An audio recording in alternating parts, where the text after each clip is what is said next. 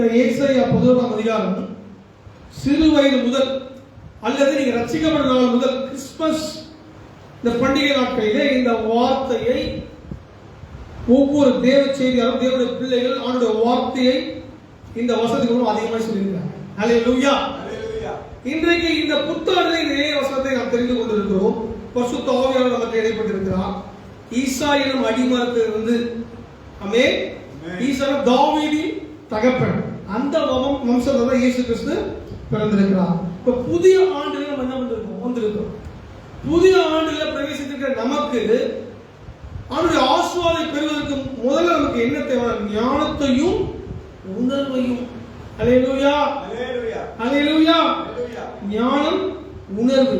எப்படி நமக்கு ஒரு பிசிக்கலா ஒரு டச் பண்ணும்போது ஒரு உணர்வு நமக்கு தெரியுதோ, அதே போல ஞானம். உலகத்துல நிறைய ஞானம் இருக்கு. வேதத்துல லௌகிக ஞானம் கூட வேதத்துல வேத வசனம் எழுதி இருக்குது. ஆனா நமக்கு ஞானமும் ஆவிக்குரிய ஞானமும் உணர்வையும் அதுவும் ஆவியும் இந்த 2025ஆம் ஆண்டுல நமக்கு தேவையானது. முதல்ல நமக்கு ஆவிக்குரிய ஞானமும் உணர்வையும் வரணும், ஆவியும். இரண்டாவது ஆலோசனையும் பலனையும் அதுவும் ஆவியும். ஆலோசனை வந்து வானத்தின் நட்சத்திரங்களை போல இருக்கிறது. அதே போல கடற்கரை மணலை போல அவனுடைய ஆலோசனை மிகுதியாக இருக்கிறது.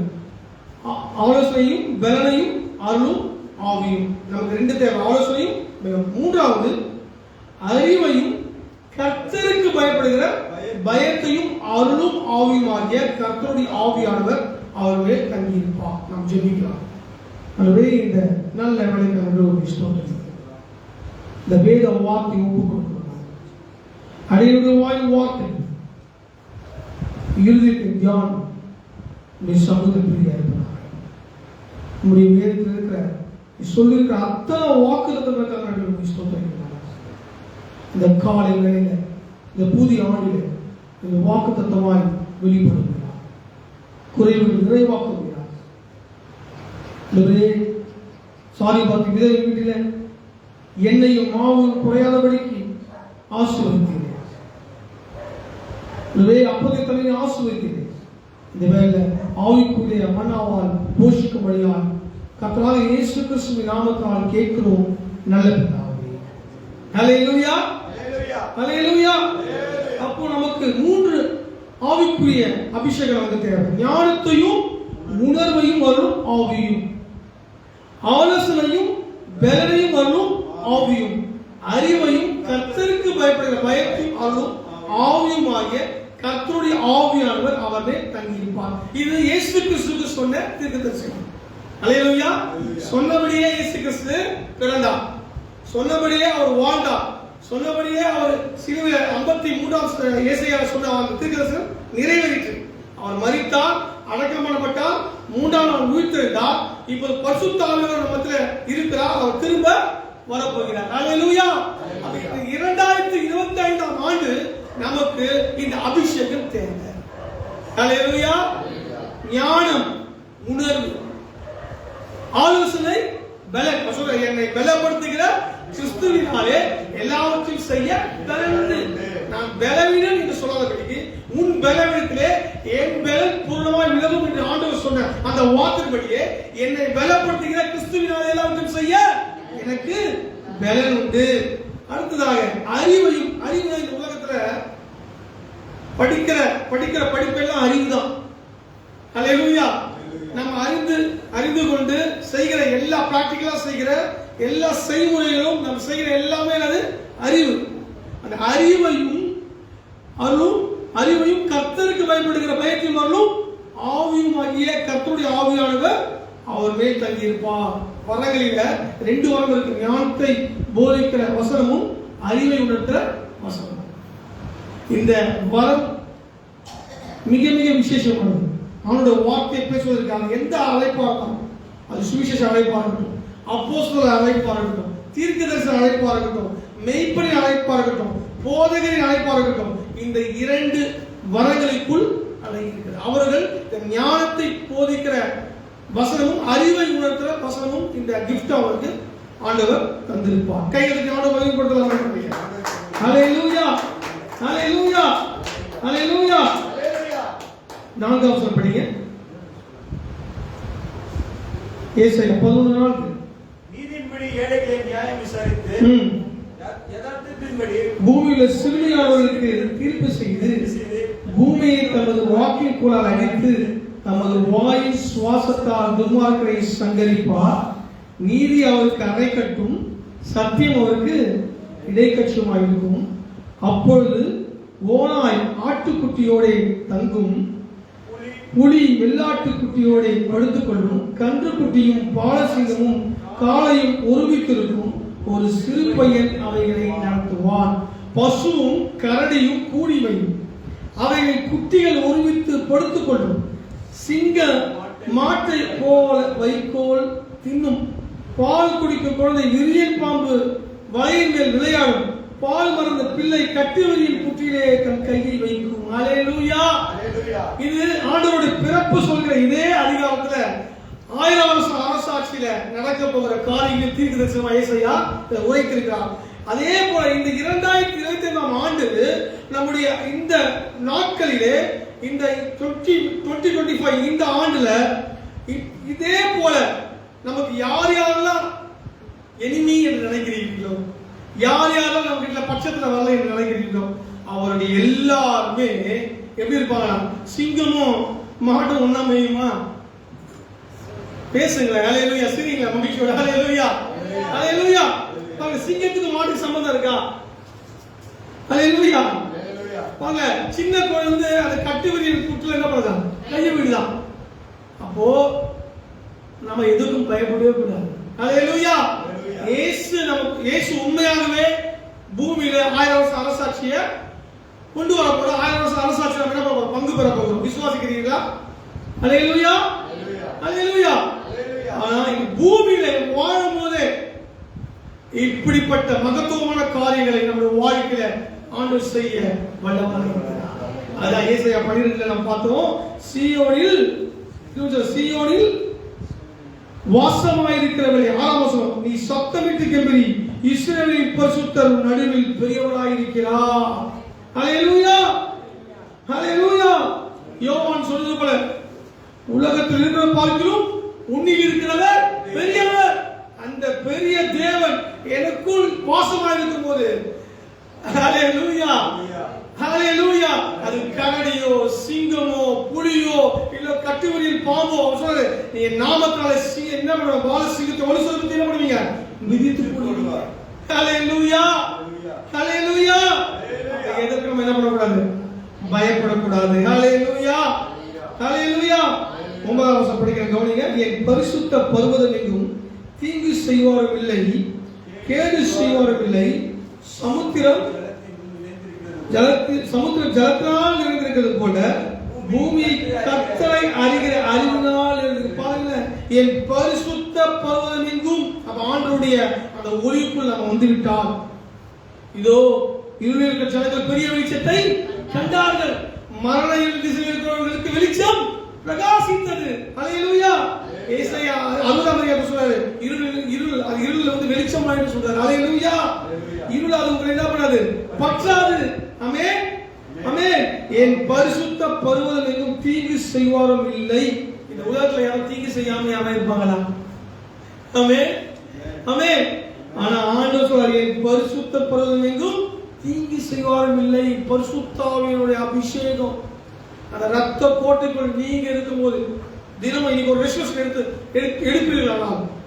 தினமும் நான் ஜெபிப்பேன், தினமும் தவறான வேதத்தை படிப்பேன், ஆண்டவருடைய சித்தத்தின்படி நான் நடப்பேன் என்று நீங்கள் ஆண்டவருடைய சமூகத்துல ஒரு ரெசல்யூஷன்ஸ் எடுக்கும் போது, உங்களுடைய நீங்க வேலை செய்யற இடம், நீங்க வாசப்படுகிற வீடு, நீங்க இருக்கிற இடம், போகிற இடம், அது எப்படி மாறுறீங்களா? அது பரிசுத்த பர்வதமாய் மாறும். அந்த இடத்துல தேவ தூதர்கள் காவல் இருப்பாங்க. எத்தனை அம்புகள் நமக்கு சுத்தி அது அனுப்பப்பட்டாலும், எத்தனை எதிரிகள் நமக்கு விரோதமாக எழுப்பி நின்றாலும், கர்த்தருடைய ஆவியானவர் ஜெயக்கொடியானவர் நமக்காக வழக்கமாக யுத்தம் செய்து கொண்டிருப்பார். ஹல்லேலூயா. ஹல்லேலூயா. பக்கத்துல சொல்லுங்க சந்தோஷம் சொல்லுங்க, கர்த்தர் உங்களுக்காக யுத்தம் செய்து கொண்டிருப்பார். ஹல்லேலூயா. ஹல்லேலூயா. ஆமென். 10ஆம் வசனம். அக்காலத்தில் ஜனங்களுக்கு கொடியாக நிற்கும் ஈசாயின் வேருக்காக ஜாதிகள் விசாரித்து கேட்பார்கள். அவருடைய தாபஸ்தலம் மகிமையா இருக்கும். அக்காலத்தில் ஆண்டவர் அசிரியாவிலும் எகிப்திலும் பத்ரோசிலும் எத்தியோப்பியாவிலும் பெர்சியாவிலும் சிரியாவிலும் ஆமோத்சிலும் சமுத்திர தீவுகளிலும் தம்முடைய திரும்ப இரண்டாம் விசை தமது கருத்தை நீட்டி இந்த வேலையில் ஆண்டு வார்த்தை கேட்டுக்கொண்டு பிள்ளைகள் இந்த 2025ஆம் ஆண்டு செழிப்பையும் ஆசீர்வாதத்தையும் நாம் கட்டளையிட போகிறோம். ஆமென். ஹல்லேலூயா. இது வெறும் வார்த்தையாய் நினைச்சீங்கன்னா அது வெறுமையான வார்த்தை.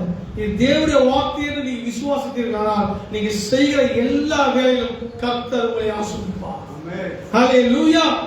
ஹல்லேலூயா. அதான் இப்போ முதல் வசனம் அந்த ஆலோசனை கர்த்தரிடத்தில் முதலாவது அந்த ஆலோசனையை பெற்றுக்கொண்டு அவருடைய பலனை பெற்றுக்கொண்டு நாம் ஆண்டோடைய அந்த வேலையை செய்வோமானால் எல்லா தடைகளும் நீங்கும். ஆமென். ஆமென். எப்ராயிமின் பொறாமை நீங்கும்.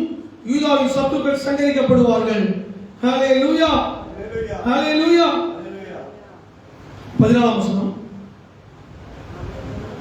அவர்கள் இருவரும் ஏகமாய் கூடி மேற்கே இருக்கிற பெலிஸ்தருடைய எல்லைகள் மேல் பாய்ந்து கீழ் திசையரை கொள்ளையிட்டு ஏதோவின் மேலும் மோவாபின் மேலும் கைப்போடுவார்கள். அம்மோன் அவர்கள் கீழ்ப்படிவார்கள். எல்லாமே எதிரிகளே இல்லை, எல்லாமே கூடி வருவார்கள். ஹல்லேலூயா. ஹல்லேலூயா. ஹல்லேலூயா. இந்த காலையில் ஆண்டுடைய வார்த்தை கேட்டுக்கொண்ட தேவனுடைய பிள்ளைகளே, கர்த்தர் பெரியவராயிருந்து பெரிய காரியங்கள் வாழ்க்கையை செய்ய போகிறார். இந்த 12ஆம் அதிகாரம் 6ஆம் வசனத்தில் சொன்னது போல இஸ்ரவேலின் பரிசுத்தர் நடுவில் பெரியவராக இருக்கிறார். இந்த 2025 ஆண்டு முழுவதும் 2025 ஆண்டு மாத்திரமல்ல, நம்முடைய ஆயுஷ் நாட்கள் முடியும் வரை கர்த்தருடைய வருகை தாமதிக்க மாட்டான். அந்த ஆயுள் முடியும் வரை கர்த்தர் நம் நடுவில் பெரியவராக இருக்கிறார்.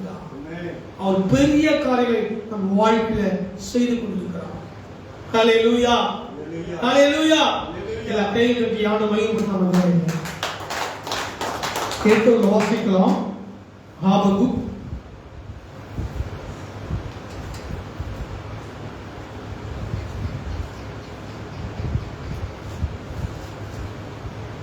முதலாவது மீகா 7:12 படித்துவிட்டு நாம் ஆரம்பிக்கலாம்.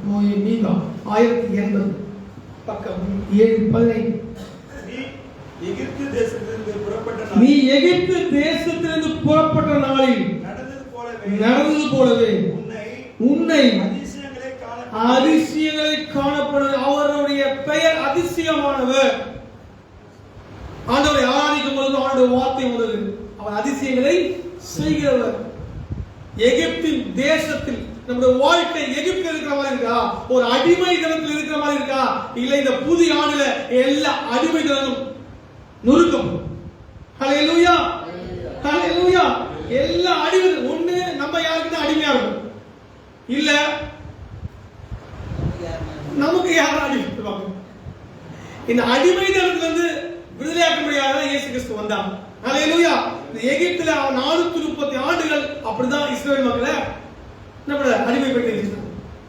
ஆண்டவரே விடுதலை கொடுத்துட்டு பாரு, நம்ம தான் நம்ம அடிமையிலே இருப்போம். ஹல்லேலூயா. இந்த காலையில ஆண்டவர் எல்லா அடிமைத்தனத்தையும் உடைக்கிறார். ஹல்லேலூயா.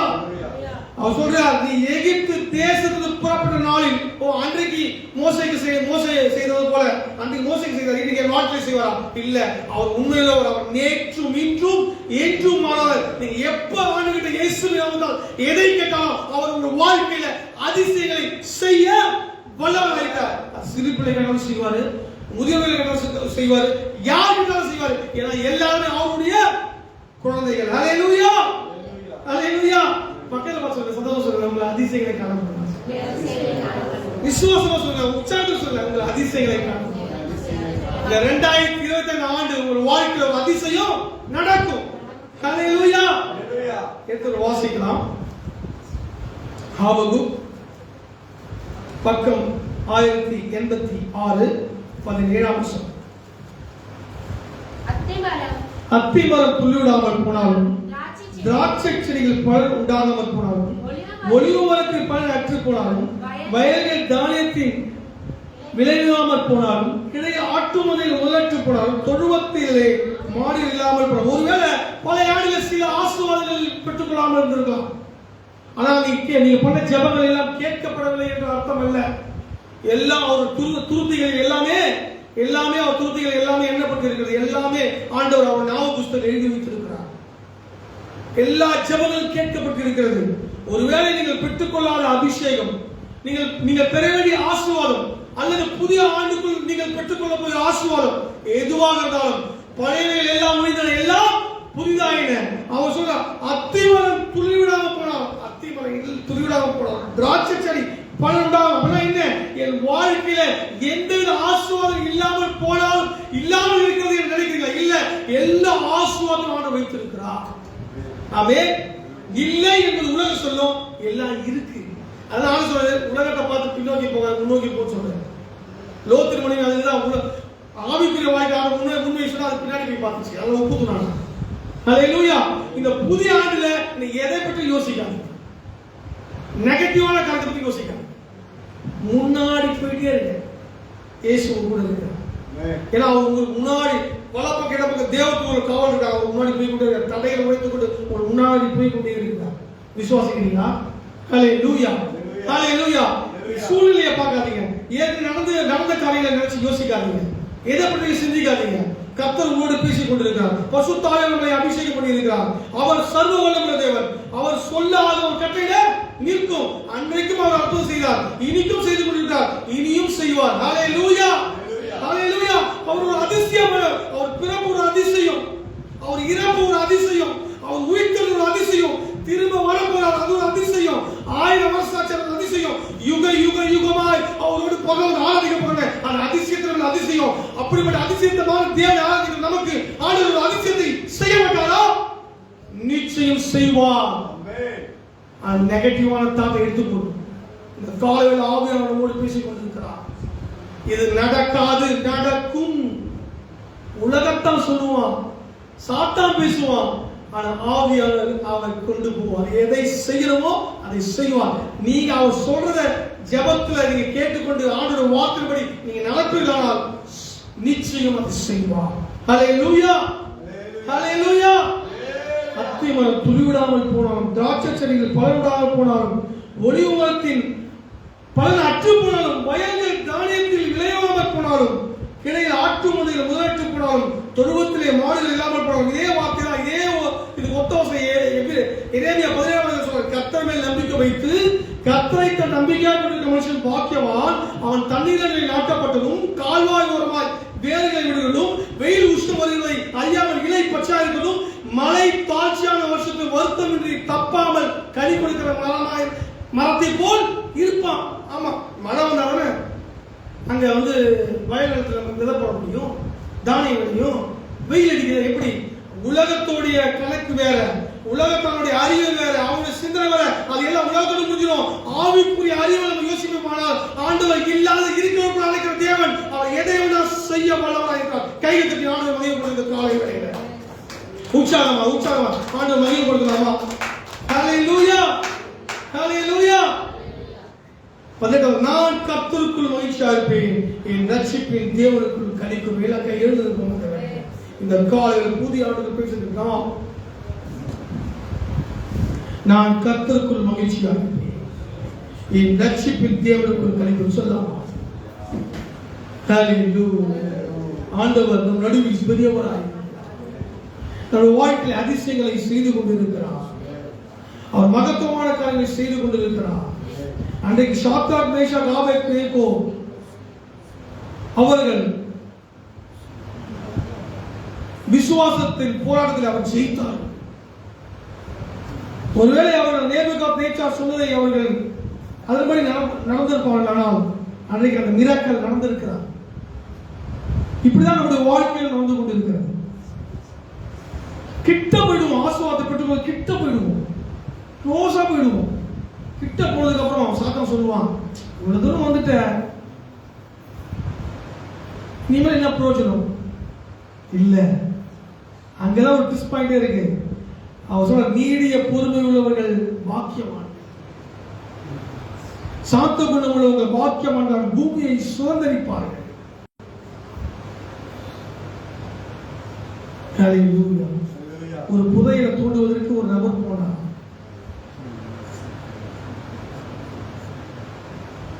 மிக நாட்களாய் அவர் புதையலை தோண்டிக் கொண்டே இருந்தார்.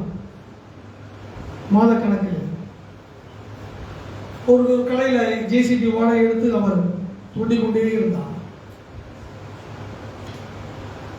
தினமும் அவர் காலை முதல் மாலை வரை அந்த புதையல் தேடும் வேட்டையில் இருப்பார். மாலை வந்து விடுவார். இந்த மாதக்கணக்காயிடுச்சு, புதையல் கிடைக்கல. கடைசியில் அவர் மிக்ஸ் ஆகி அந்த கடைக்காரர்கள், இனிமேல் நான் நாளை வந்து நான் வரமாட்டேன், அவளை எனக்கு புதையல் கிடைக்கல என்று சொல்லிவிட்டு சென்றார். மறுநாள் அந்த கடை ஓனர், அந்த கடை ஏசிபி ஓனர், அவர் போய் அந்த புதையலை எடுப்பதற்காக அவரை விட்டு சென்ற பணியை தொடர்ந்தார். அது ஏற்கனவே செய்த நபரின் வேலை, புதையல் கிடைத்தது. இதுதான் நம்முடைய விசுவாச வாழ்க்கை. கிட்ட வந்துடும் அந்த ஆசீர்வாதத்தை பெற்று, கிட்ட வந்து ஆசீர்வாதத்தை பெற்றுக்கொள்ளாதபடிக்கு சத்துருவானது, அது மனிதன் மூலமாக உள்ளது. சாத்தான்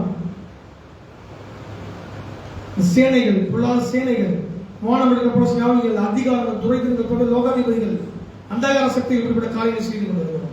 அப்போதான் சொல்றோம், இயேசுவின் நாமத்தில் அந்த அந்த தாட்டை தான், இயேசுவின் நாமத்தில் நெகட்டிவான தாட்டை கேன்சல் பண்றேன்னு சொல்றேன். அந்த நெகட்டிவான தாட்டை எல்லாம் வெளியே போன இயேசுவின் நாமத்தில்.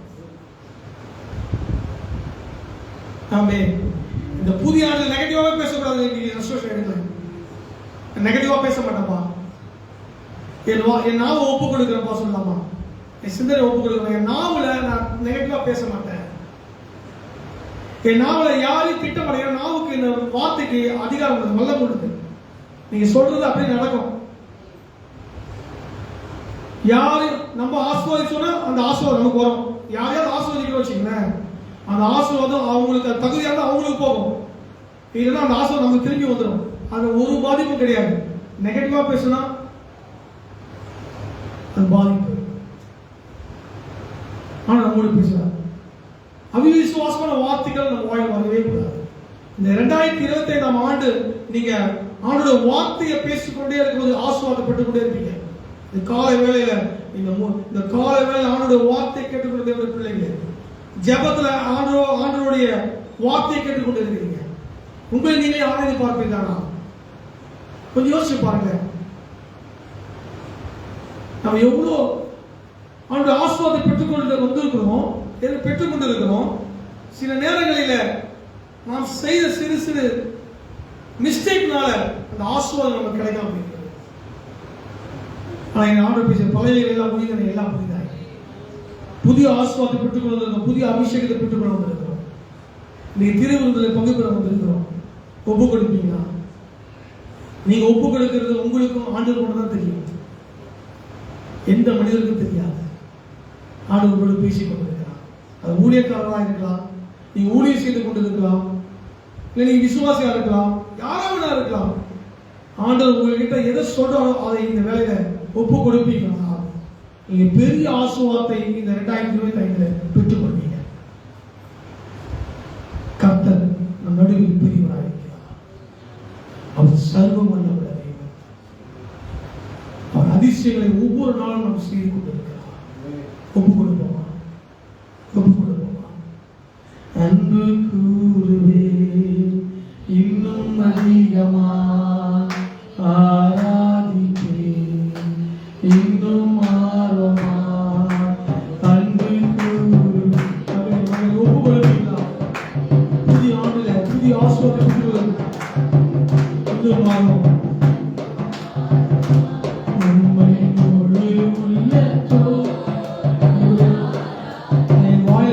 ஆசீர்வாத வார்த்தை பேசுவோம். நல்ல வார்த்தைகளை பேசும்படியாக நான் ஒப்பு கொடுக்கிறேன், என் ஆவி ஆத்மா சேர்ந்து ஒப்பு கொடுக்கிறேன் என்று ஜெபிக்கலாம். நிச்சயம் வாழ்க்கை அதிசயம் செய்வார். தாவீதுக்கு செய்த அதே அதிசயத்தை நமக்கு செய்வார். யோசேப்புக்கு செய்த அதே அதிசயத்தை நமக்கு செய்வார். மோசேக்கு செய்த அதே அதிசயத்தை நமக்கு செய்வார். அவருடைய சீஷர்கள் கண்முன்னாடி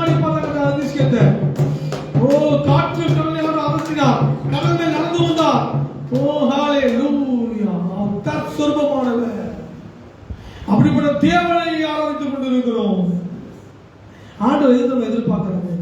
சின்ன சின்ன விஷயத்துல உண்மையை எதிர்பார்க்கறாங்க. விசுவாசம் கூட கடுகளவு தான்.